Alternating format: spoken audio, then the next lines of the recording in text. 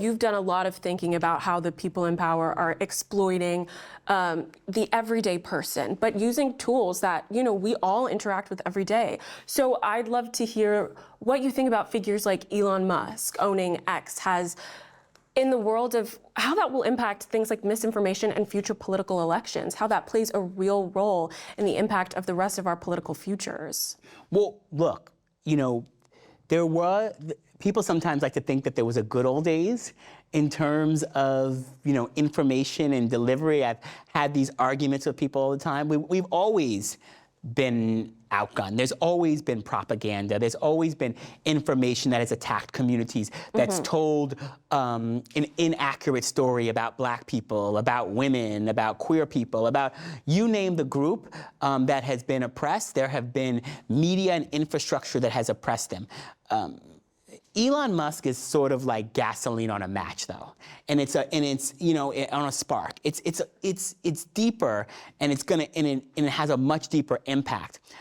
Not only is it because of his kind of unabashed role, but it also is because at the end of the day, his role has made it so that Facebook and YouTube and other platforms are like, well, we're not as bad as Elon. Oh. Right? And so when you create a really low floor, and that's scary, right? Right? Those who are also, you have to hold accountable, like, well, he's worse.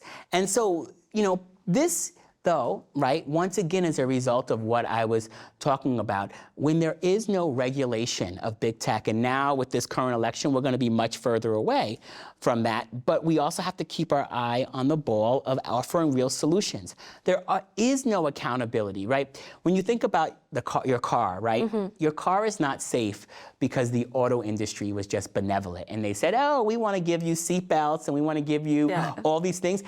There's safety in your cars because there is regulation and there's rules and there's accountabilities and there's a way for you to sue them and there's all sorts of rules in place.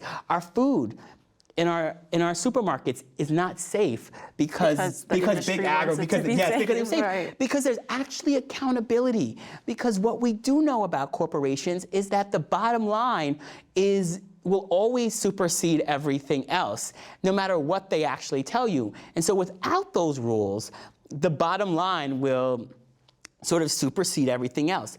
But in big tech, there is no regulation. Absolutely. There is no accountability. So, growth and profit will always supersede safety, integrity, and security. So an Elon Musk cannot just buy an X, but then he can do whatever he wants any single day, regardless of the harm or the rules or any of the things that one would think, oh, well, that should be wrong or that should be illegal, and I'm not talking about free speech here, because sometimes people are like, well, we should all have free speech.